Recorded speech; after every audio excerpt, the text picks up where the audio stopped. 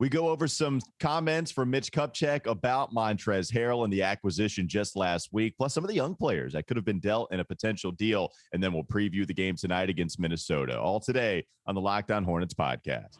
You are Locked On Hornets, part of the Locked On Podcast Network. Your team every day. In a minute, cuz we live.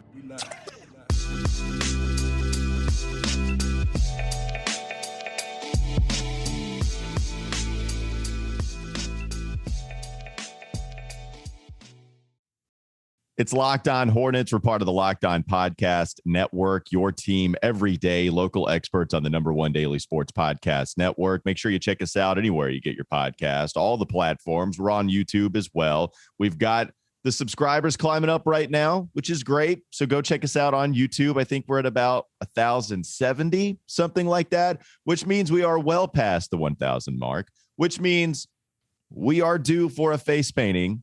And I think that's going to be taking place this week, Doug, if it's up to you, the producer of the show.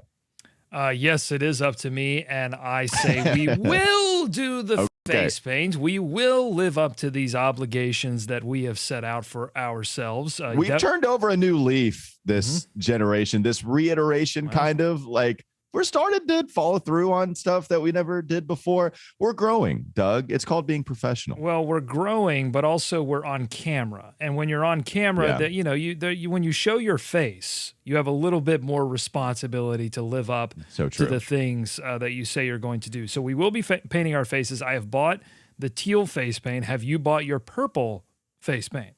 Now, can you send me that link? I will get you that Amazon link. I don't have it. I will get it to you 2 days. Luckily, 2-day shipping. We'll get it here in time for our face painting, which will happen. I'm ready to announce on Hive Live on Friday with David Walker. Okay. Well, now we have a couple of questions. Is David getting any face paint? And if so, what color is he going to wear? Is he just going to laugh at us? Do we just have somebody? No, David. Okay. David will play the role of the person laughing at our foolishness because we did not rope him into this bet. Now I plan to rope him into future bets and different things, but right now it would be unfair to make him paint his face. I did get asked over the weekend what the next thing we're going to do is and at what mark. So whether it be 1,500, whether it be 2,000, and what that thing would be, because we've worn the B suit, we've painted our face.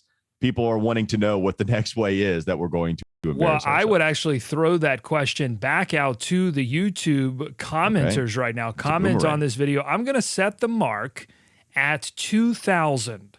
Okay. So I don't want to do 1,500. That doesn't seem like a number to celebrate.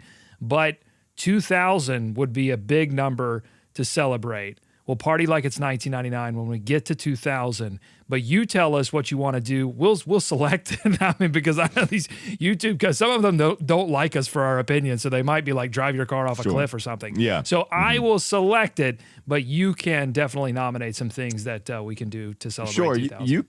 You can nominate some real self-harm. We might not choose it, but you can certainly nominate. Don't nominate that. Be nice in the comments. But here's what I'll say. Choose it. Get creative. I want to see some creativity in the comments right now. What do you want us to do on camera for 2,000 subscribers? All right. Well, we've got the game tonight against Minnesota. That big Dub hat is getting real dusty over there on the basketball goal behind Doug. Smelly. It needs to move. It needs to breathe. It needs to be worn. I don't even know if you'd bring that out against Minnesota tonight. We can talk about that later on, though. We have some sound to get to. We collected it from Mitch Kupchak just last week after he spoke to media. Had a lot to get to over the weekend and recap that yesterday. Also, thanks to Katie Heindel for joining us as well. Let's get to some of that Mitch sound here. And let's start with one of the comments that he had on the young players and how much interest that he received based off of other teams. I thought it was an interesting comment. Here Mitch Kupchak is talking about some of the younger players on the roster and how other teams came calling for him. Well, one of the things about the trade deadline, you do get a feel for how the players on your team are valued, because everybody calls and says, who do you like on my team? Who do you like on your team? And that's how conversations start. All of our young players, there was a lot of interest. It was, really eye-popping to me, some of the interest in some of our players, and some of them because they're young, some of them because they've been productive, some of them because maybe they don't get paid a lot, right? So, there's a lot of factors. I'd like to believe it's because they're all promising, young players. And our older players, of course, there's interest. It's a little bit different, when you're looking at big pieces. But there was a lot of interest, in our young players. As far as how much interest in PJ, I would not share that. All right. So that was a question directly at the beginning of all of that, aimed at PJ Washington, the Spurs trade, right? That was reported for Jakob Poeltl. You laughed at Mitch Kupchak explaining the starting process of all of this. Why did you laugh at Mitch for trying to explain to us how it all worked out? I love how Mitch sometimes explains things that are pretty obvious. One person starts talking, then the other person starts talking, and that's how a conversation begins. Like, yes, Mitch, we're pretty aware of how human communication works. He's thorough. He does explain to us how it in fact works out. Okay, Mitch, I do have a problem with the sound. I do have a problem with this sound. Oh, okay. Interesting. I have a problem. You know what? You know who this sounds like? It doesn't sound like Mitch Kupchak. I don't know who it sounds like. It sounds like another general manager we're very familiar with on this show, that after trade deadlines and after drafts used to talk all about how much interest there were, and there were these deals and there were those deals. And you know who I'm talking about? The one, the only, Daniel Ainge. Yeah, I mean, it's a little angy. It's a little angy to me. Here's the difference with Mitch Kupchak and Ainge. Ainge wanted you to have those reports on how much he could do. Mitch is just saying, I'm not going to share what. In fact, he did deny the PJ Washington stuff. Don't you put that on Mitch. I didn't say I sounded exactly like Daniel Ainge. I said that he had a little Ainge. He was a little Aingy. He was a little Aingy. Ainge-ish. Yeah, so he did was a question, right, directly aimed towards PJ Washington, and then he said a good grasp of this roster is how much interest there is from other teams. Now, if we just want to break down that answer, like, I do believe it more so now than ever, right? Because there was a time where Mitch was so much so on hold on for dear life to the talent we currently have on the roster, and now you can explore those a little more. And you have a Spurs offer. It was never real. It should have never been considered by Charlotte. And so it never gets enough traction besides the one report that we got from Michael Scotto. But at least you do have players or teams gauging interest, saying, like, you know what, maybe we could go after a PJ. What do you think here? What do you think about Jalen McDaniels? Mitch also said that contract, payroll friendly to the other teams. And so that's why they might be inquiring about some of those guys. So it makes a lot of sense. And you have to be, I mean, it's a nice setup. It's nice that you have some young players that other teams want, because it does open up some potential doors down the line. Even if you did not make a trade in season, it'll open up doors this offseason as well as, years to come. So we don't know how much of this is smoke and how much of it is fire. But if it's even a little bit of fire, then it stands in stark contrast to years past when the Hornets just simply fans were begging for the Hornets to make trades at the trade deadline. And we would get on these microphones and say, we understand you. We understand the desire to make trades. The problem is the Hornets do not have the players that are desirable, that people want to trade for, or the players that they are willing to actually trade. And I think the Hornets are in a very different situation. And in fact, I would say that in this next offseason, I think there's almost a mandate to trade. There is a mandate to shake up this roster. This roster, as it's currently constructed, is not good enough to make the playoffs. It has some severe deficiencies on the defensive end of the floor. And I think they have to explore any and all options except for LaMelo Ball to make that happen. Yeah, and I don't know if I'd put a mandate, but it's certainly something you have to explore, because you will. It's a Doug date. It's a okay. I'm putting it down. No more. I don't want to hear any more Ainge-like stories. Mm-hmm. Trust me, we could have made a deal. Date. We could have traded PJ Washington for 3 first-round picks, but I decided we love PJ so much. No Godfather. I don't want to hear anything about any Godfather offers that the Hornets almost made. I want to hear about trades that the Hornets made, not that the Hornets almost made. Well, I will say, like, one, he does say, he doesn't want to get into anything PJ like, but obviously, we're clowning. The trade I always talk about that was reported a long time ago that Mitch discussed and tried to dispel. Remember when Shams put out the Marc Gasol trade? We were all on Marc Gasol watch, like, oh, it's going to happen. Malik Monk is the point in which, okay, are they going to get rid of one of the more talented at the time younger players, or are they going to hold on to him to see how it works out? What's it going to be? And then Marc Gasol's traded to the Toronto Raptors. Mitch Kupchak comes out, was like, look, I'm not sure how close we were ever on a deal anyway. Like, he actually is the kind of opposite of age, where he's like, it was never going to happen. Like, don't get me started. Don't mention Malik. Don't get me started on Malik Monk. Just don't. Why would you even say that? Why would you even bring that name up? Wait, what happened? I was talking about the trade that took place. He's just playing. Look, I'm happy for him. He's playing really well in Los Angeles, but I got all these people in my menchies and talking to me in the real world as well, and asking me like, oh yeah, Malik Monk playing well in LA. What happened in Charlotte? You know, you guys really bonked it there. And I'm like, no, they didn't bonk it. They didn't bonk it. Malik wasn't playing at this level with Charlotte. He was never going to play at this level. He needed I don't want to get into this argument. No, this scenery. Is you. Well, you mentioned the name. That's the problem. You mentioned the name. I brought it up in a different context. I only brought it up in the context that Mitch Kupchak tried to dispel any trades, and he was in it. I did not want to talk about what could or could not have happened. Well, that's the whole that's what I'm saying. There's a whole problem with the Hornets organization right now. We're talking about what could be. I want to talk about what is. You know, I'm tired of valiant effort season. I'm tired of second half comebacks. I'm tired of trades that could have been. I want to talk about what is. I want to start getting wins. I want to put the big dub hat on. Enough.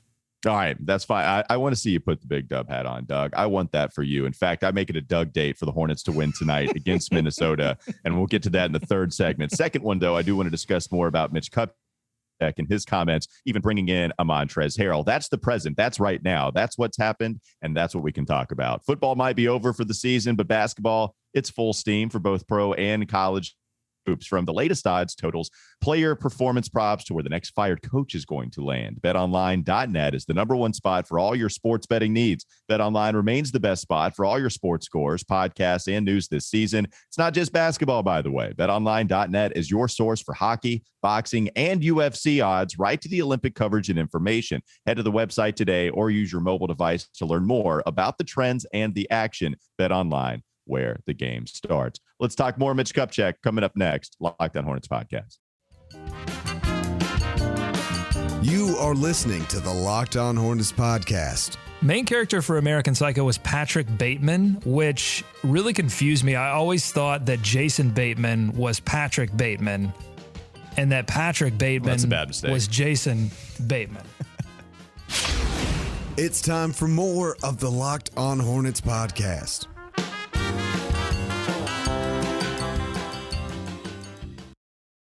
Thank you for making Locked On Hornets your first listen. For your next listen, check out the Locked On Now podcast. Nightly recaps of every NBA game with analysis from our local experts. It's free and available wherever you get your podcast. So we went through one Mitch Kupchak comment about the young players that were inquired about from other franchises. Well, the Hornets got Montrezl Harrell. When he was asked what Harrell brings to this team, here's how the Charlotte Hornets GM answered. Well, I think it's obvious, if you watch him play, he plays with a great deal of energy and passion.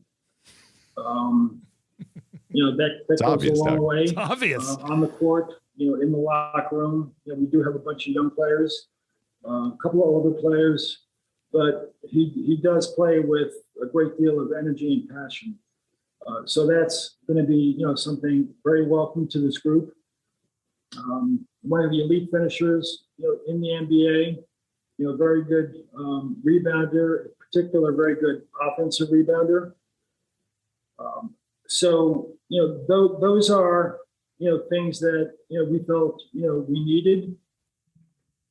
Mm-hmm. There you go. Yeah, there you go. Mitch Kupchak, he would talk about the elite finishing, the offensive rebounding, and would leave out any praise about defense or height at the center spot. He did say that he was small and did talk about, when asked about position flexibility, where he would go. He'd say probably more so 5. Question, better served for James Borrego. Probably more so 5. We saw them go super big against Memphis, and I think they might try to go a little bigger against Minnesota tonight as well. So we saw that sort of double center lineup at points. Yeah, so Montrez has some flexibility. You'd probably want him to play more 5, just like Mitch Kupchak kind of hypothesized at the beginning of this before we saw him play a game. Anything you noticed there and what's played out in the first two games that we've seen? I think elite finishing would be one of those things we've seen play out. Yeah, well, I think the first thing is it is nice to have the general manager understand exactly what the player is and not try to hype them up and try to say that this is going to change their defense fundamentally in any way and just try to sell that. They weren't trying to sell Montrez as anything except what we all obviously knew what he could bring. And the elite finishing thing, I mean, I think it's something you kind of take for granted, but when you've been watching this team all season long, miss layup after layup, miss opportunity after opportunity, some of them easy, some of them a little more difficult at the rim, and then you see this guy come in and hit these just crazy shots. I mean, really, I would say Miles Bridges absolutely is like the only player that's been able to do anything close to that this season, and you need multiple guys who can do that, and so it's nice to see them have that multiple player who can finish at the rim. No, and I think Kelly too. I haven't checked the at the basket numbers last handful of games for him, but even with his shot being so cold, he's a good finisher at the rim and has finished with his athleticism.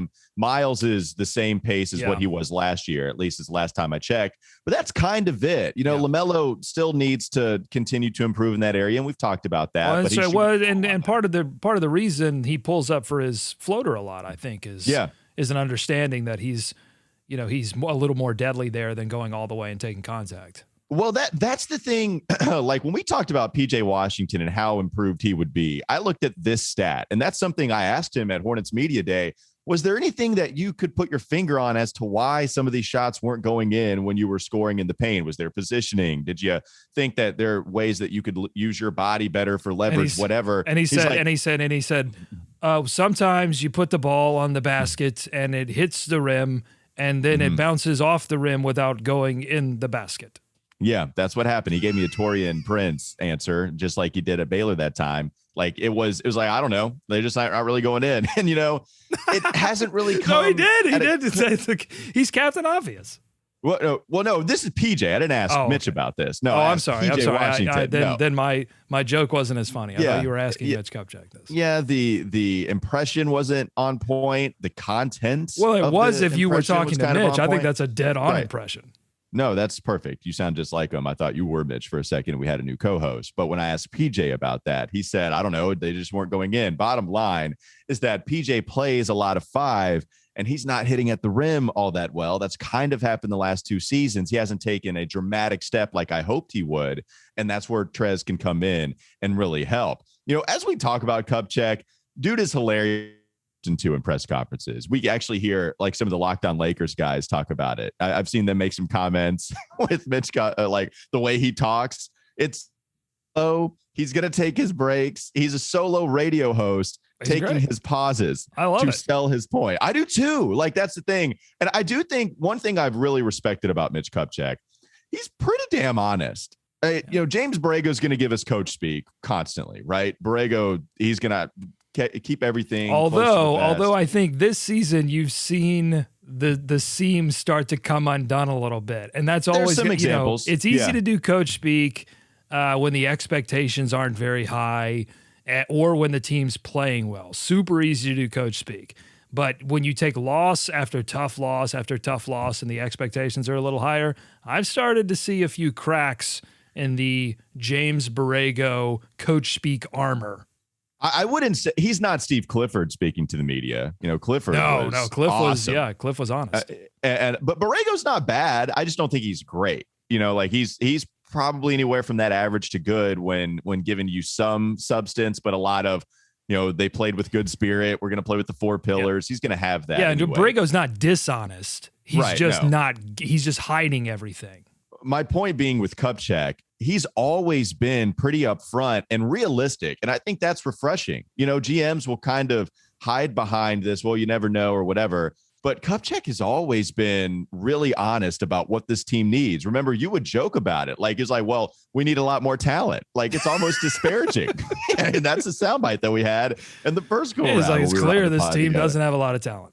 And here, ouch. There was one comment that wasn't talked about a lot in the Hornets universe or Hornets Twitter. And it was we can go back to the very beginning of the season where the team put a playoff mandate on the year. Doug date wasn't coined yet, so they didn't use it, but they put on a playoff mandate for this year. And then when Mitch Kupchak was talking about that in the most recent media availability, he said, we were probably a little ahead of ourselves. That probably was misguided. He didn't use the word misguided, but he said, to not verbatim, we were probably a little ahead of ourselves. It's still possible, but we still need to improve as much as we can. And he's talked about being grounded, not falling for the mirage that is the 4 seed in the East last year. What kind of team can this be if you have to deal with injuries, which every team deals with injuries? And so, and the Hornets are certainly dealing with them right now. Yeah, I've always respected that about Mitch Kupchak. Like, I like him as a guy, and I like what he's done as a basketball evaluator, to be honest. He's done a pretty good job in the draft. He hasn't addressed the center position yet. I don't think we're close to, okay, now there's no excuse. Those are some of the issues I've had. I mean, my patience, some issues, but my patience is almost at empty. I'll just tell you're you at like a 10.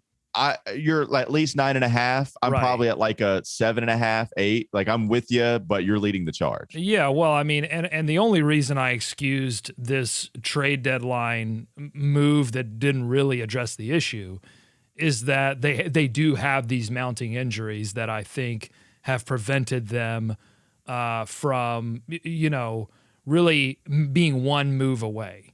I felt with Gordon Hayward's injury, it looks like that's going to be extended. With Cody and Jalen being out. Yeah. This is a team that didn't just need a center at this point. They needed multiple things. So but that's what I'm saying. This next period of offseason where they can make some moves, to me, it's do or die. No, I hear you. No, and that's the waiting point, right? If your argument was you did not need to make a move in season, your argument was that they could do it in the offseason. Yeah. And it's still not that far away. And look, I still think they need to make the play-in game. I think if you don't make the play-in game, then this season, then we need to start reevaluating things. Not only players outside of LaMelo Ball. I'm talking reevaluating every player outside of LaMelo Ball and the coach. Yeah, no, you have to make the play-in tournament. Like, the goal now is, one, to climb as high in the tournament as you can, and you got to get out of this spiral spot. Yeah, it's bad. It's bad. There's a lot of losses right now. The one win against Detroit where you smoked them. Other than that, you've taken a lot of L's. Hopefully that's not the case on the road against Minnesota tonight. We'll get to that in just a moment. Not before I talk about Built Bar, because it's that time of the year where a lot of people have given up on the New Year's resolutions. I know that I've gotten a little shaky with mine, especially when it comes to being fit. But what makes it easy is Built Bar, because you're basically eating candy bars that are low in calories, they're low in sugar, but they're high in protein and they're high in fiber. If you're hungry, just eat a Built Bar and it'll tide you over before your next meal. It's fantastic stuff. They've got great flavors. Not only are they all covered in 100% chocolate, but they've got the good staples and the good limited time flavors: mint brownie, coconut almond if you like it a little spicy, white chocolate, cookies and cream. Excellent stuff from Built Bar. So go to built.com, use promo code LOCKED15 and get 15% off your order. Use promo code LOCKED15 for 15% off at built.com. Minnesota game tonight. We're talking about that next on the Locked On Hornets podcast. You are listening to the Locked On Hornets podcast. And Doug, don't you have an Eldon Campbell stuffed animal type thing? Yes, I do. I got it at the last regular season home game that they had before they left for New Orleans. I love me some Eldon Campbell, but is that the guy? They were clearing everything out of the house because it was whatever they gave to the fans that night, they didn't have to take with them to New Orleans. Get more Hornets analysis on LockedOnHornets.com.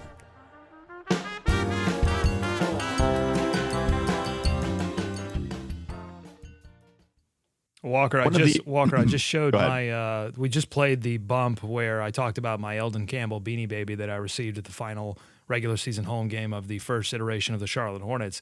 Mm-hmm. I showed my baby the Eldon Campbell Beanie Baby. And? The baby was even kind of like, what the hell is this? It is. I've put other stuffed animals in front of the baby, and the baby has responded positively. I wouldn't say the baby responded negatively, but I would say the baby responded as like, what, Eldon Campbell, really?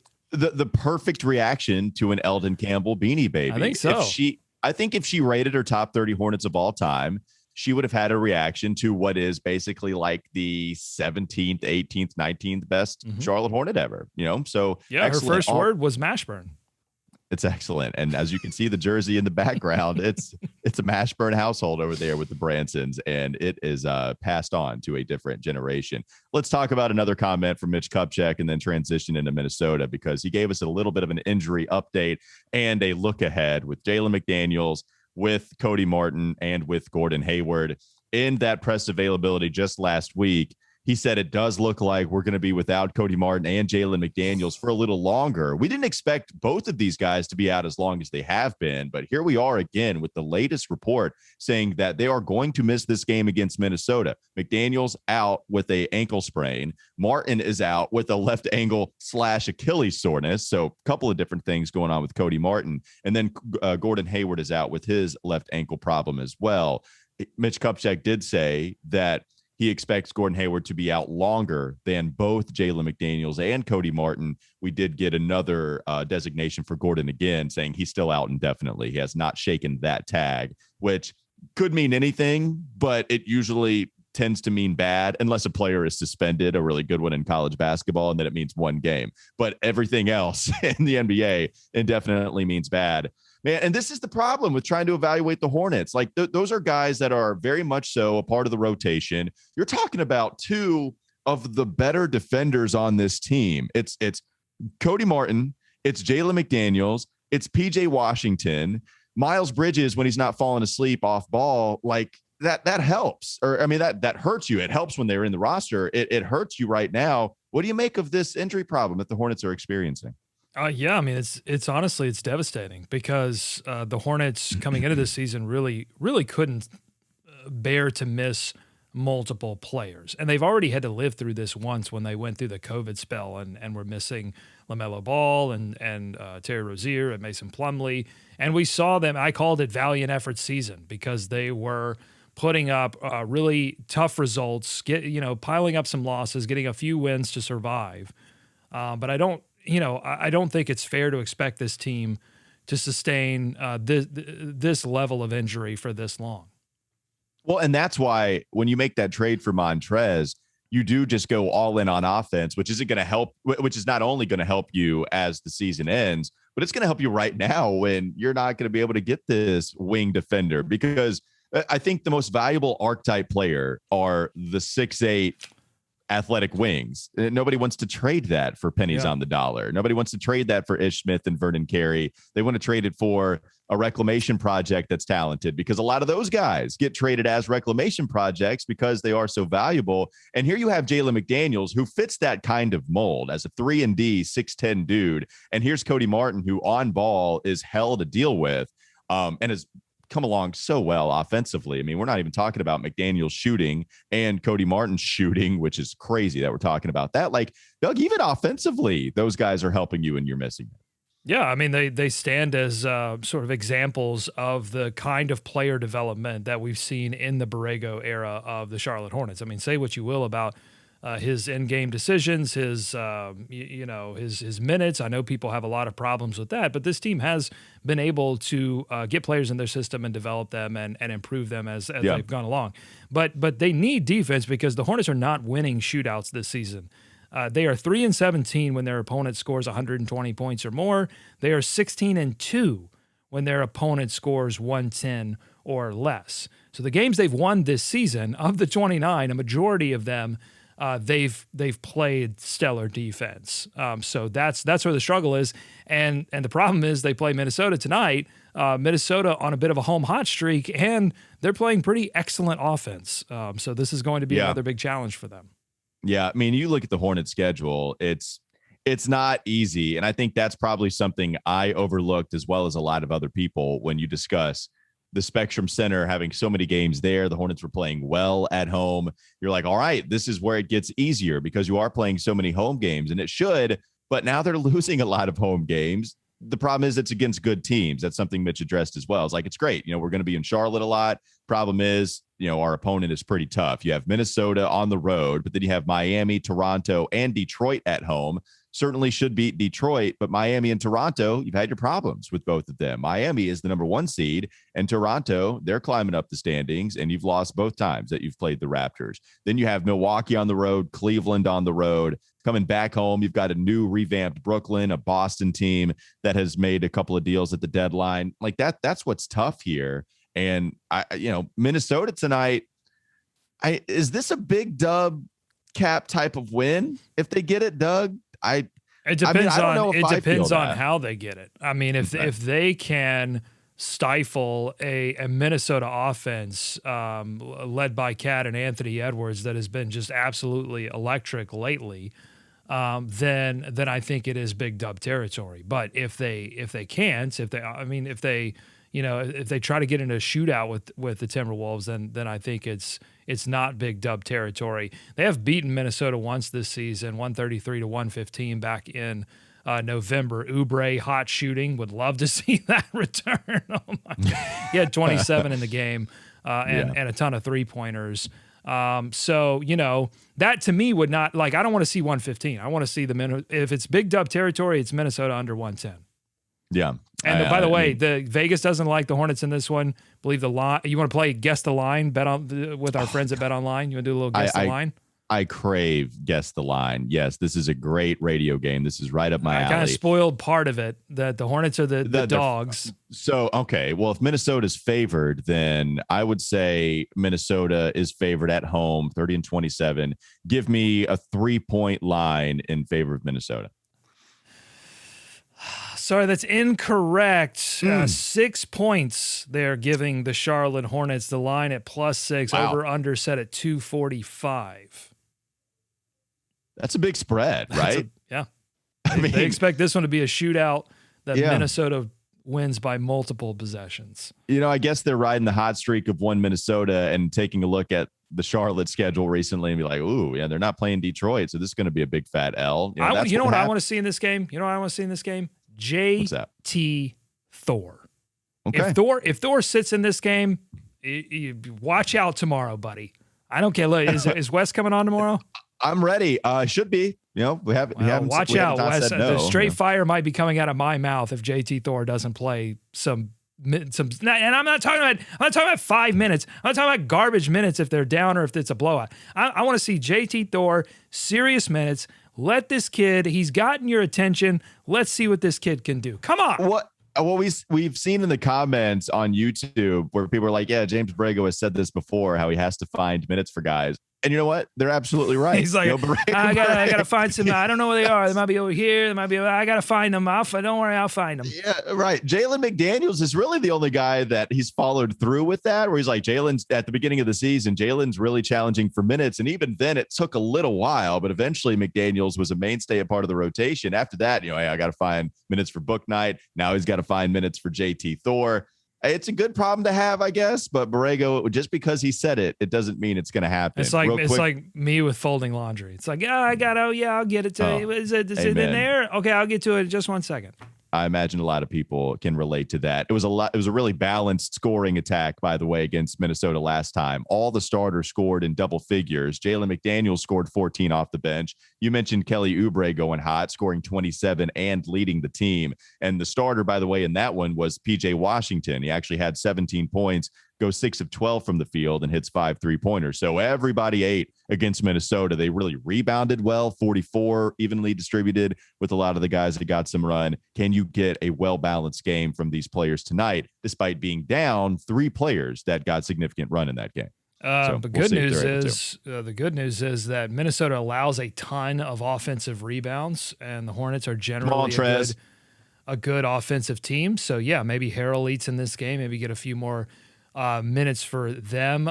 Defensively, they're pretty good, but they allow a lot of offensive rebounds and they allow a lot of free throws. So Hornets, if they hit their free throws, get those offensive rebounds, manufacture some offense, and get physical up front, ball pressure, all the things that we know the Hornets are capable of. And hey, here's a wild idea, Walker. Hey. Mm-hmm. Do it in the first quarter. Wild idea. Yes. Come on, Borrego. Play JT Thor, and you know what? Do it in the first quarter. I think I saw some minutes over there. I'll go check in a minute. Some minutes. I don't know. They're somewhere. I don't know where they went. Let me look for them. Thanks My for making I don't know Locked On why Hornets my Borrego impression is like a little bit of like a gangster. I don't know why. Well, Kupchak teetered on that line, but you just went full on with James Borrego.